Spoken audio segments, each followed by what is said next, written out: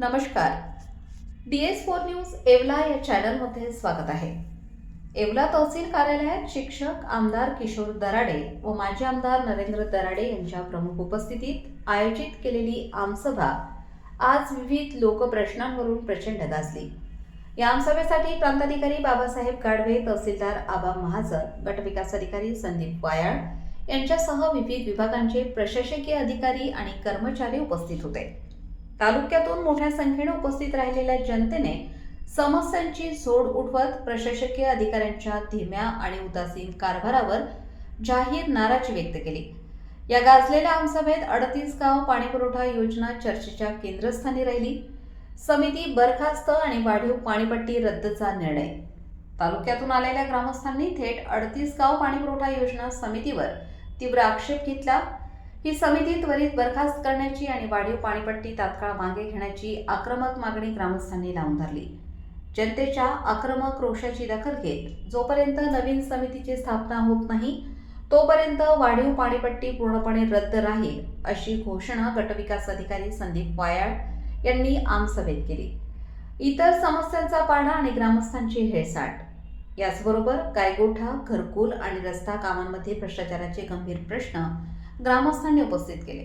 तसेच कामगार, तलाठी, ग्रामसेवक आणि मंडल अधिकारी कार्यालयात नियमित उपस्थित राहत नसल्यामुळे शासकीय कामांसाठी येणाऱ्या सर्वसामान्य ग्रामस्थांची मोठी हेळसांड होत असल्याची तक्रार नागरिकांनी केली. या आमसभेत तालुक्यातील शेकडो समस्याग्रस्त ग्रामस्थ उपस्थित राहून प्रशासनासमोर आपल्या व्यथा मांडल्या. DS4 न्यूज येवलासाठी दीपक सोनवणे, येवला. की जी समिती आहे त्यांनी 20% वाढ केलेली आहे.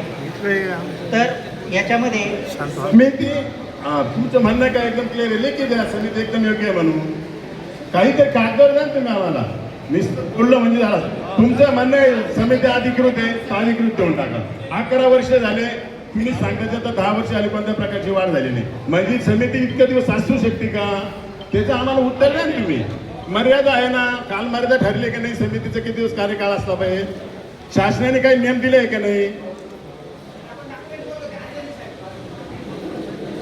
या 20%च्या संदर्भात ज्यावेळेस तालुक्यातले सगळे ग्रामपंचायतीचे अध्यक्ष, सचिव आणि म्हणजे समितीची बैठक होईल आणि ही जी 20% वाढ आहे त्या बैठकीनंतरच त्या ठिकाणी लागू करण्यात येईल.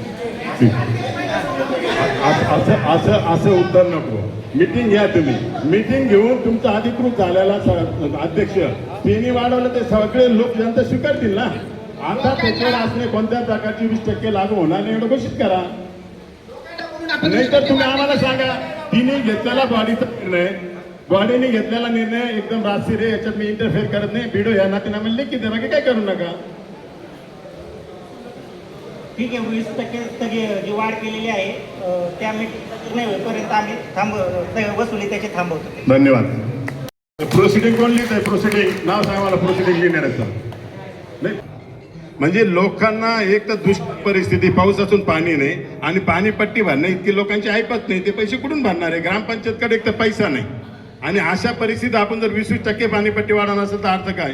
आज आम्हाला ही पाणीपट्टीची 20% वाढली, याला आजची स्थगिती पाहिजे आणि आपण स्थगिती देणार नसेल व्हिडिओ साहेब जाऊन बसणार आहे. नाही तर तुम्ही लेखी द्या आम्हाला. ही अधिकृत बॉडी आहे, माझा काही संबंध नाही आहे. मी अधिवेशनमध्ये बघतो. तुमचा जर त्याच्यावर काय अधिकार नसेल तर स्थगिती द्यायला लागेल या 20%ला. तुम्हाला तुमची मिटिंग 1 महिन्याची तुम्ही मुदत मागितली आणि 1 महिन्याची मुदत तुम्हाला द्यायला तयार आहे. पण आता जी 20% तुम्ही लागलेली ही बेकायदेशीर आहे, याला तुम्ही स्थगिती दिली पाहिजे आमची विनंती.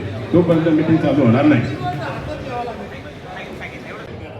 हे बघा, नियमाप्रमाणे तुमचं जर म्हणणं आहे का आम्हाला त्याची मीटिंग लावायची, मीटिंग मध्ये काय निर्णय होतो होईल, पण आज जी बेकायदेशीर पाणीपट्टी वाढ झाली आहे त्याला तुम्ही स्थगिती दिली पाहिजे अशी आमची सगळ्यांची इच्छा आहे. यावर आपलं मत काय ते सांगा.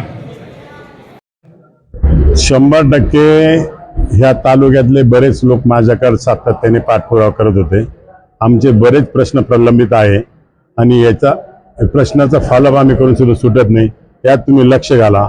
मी प्रांत साहेबांना विनंती केल्यानंतर प्रांत साहेब म्हटले रिस्तर तुम्ही एक अर्ज करा कलेक्टर साहेबांकडे. मी रिस्तर कलेक्टर साहेबांकडे एक अर्ज केला आणि त्यांच्या आदेशानुसार त्यांनी खाली पत्र दिलं, ह्या तारखेला तुम्ही आमसभा घ्या आणि आमसभेमध्ये ज्या ज्या लोकांचे प्रलंबित प्रश्न असतील ते सोडवण्याचं काम करा. आज तुमच्या माध्यमातून येवला तालुक्यातल्या बऱ्याच लोकांना सूचित केलं होतं, ज्या ज्या लोकांचे प्रलंबित प्रश्न असतील त्या लोकांनी उपस्थित राहा. त्याप्रमाणे प्रत्येक गावातला ग्रामपंचायतचा अधिकारी नाही आले इथं, पण प्रत्येक ठिकाणचे ग्रामसेवक नसल्यामुळे काही प्रश्न प्रलंबित राहिलेले, तसं BDO साहेबांनाही सांगितलेलं आहे. तर ज्या ज्या ग्रामपंचायत मधले वाद असतील ते स्वतः आपण तिथं जाऊन ते सगळं अभ्यास करून योग्य त्यांना न्याय देण्याचं काम करावं. आज सगळ्या प्रकारचे अधिकारी इथं, प्रांत अधिकारी असतील, तहसीलदार असतील, BDO साहेब असतील, त्याच्या MECBचे असतील, कृषी विभागाचे असतील, सगळे अधिकारी इथं आले.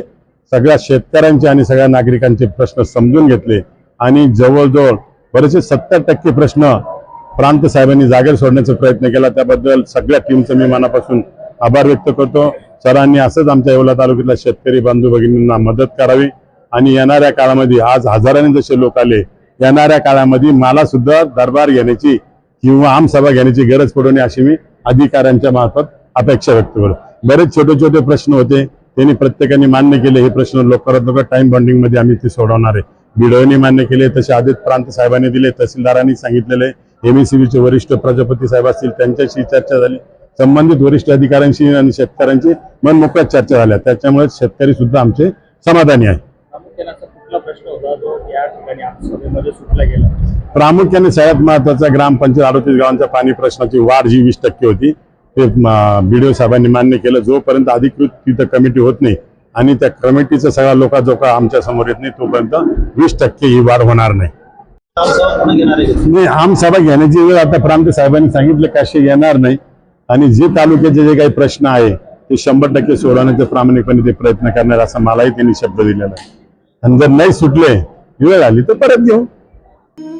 रेस्टॉरंट वर्मा पॅलेस, येवला कोपरगाव रोडचं आकर्षण. Restaurant Verma palace, luxury rooms, multi cuisine restaurant आणि भव्य banquet hall, AC rooms, terrace garden आणि स्वादिष्ट जेवण. एकदा भेट द्या, आपल्या अपेक्षापेक्षा जास्त सेवा मिळेल.